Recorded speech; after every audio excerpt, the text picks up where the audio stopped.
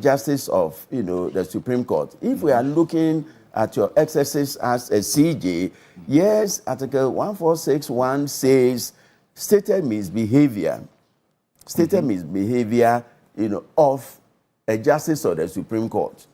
Therefore, we would, divide into two, limit ourselves to justices of the Supreme Court, and then limit ourselves to the CJ who is being removed.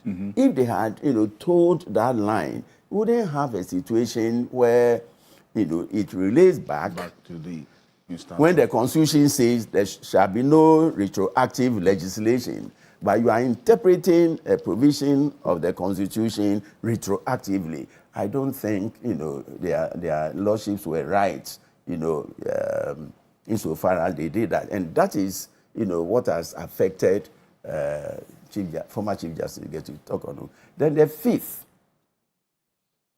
self-induced. Why ask a daughter to be a contractor in respect of some services in your office? She brought it, upon decorating herself. an office. Yes, she brought it upon and the herself. furniture and all of that. Yes. The other one, my good friend Kofi Bento, was struggling, to align.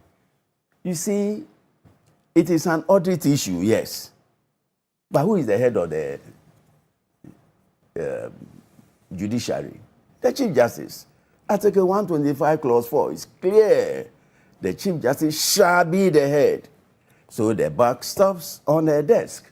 So whether an accountant or the auditor or whatever, any person, it is the Chief Justice. And she could not claim ignorance that being the head, the buck stops on the desk. Being the head, the buck stops on the desk. So trying to claim ignorance that, well, as my good friend will put the meeting baby, and now they are there no buy, and I mean, so me sign. I mean, it will lie in the mouth, to say so.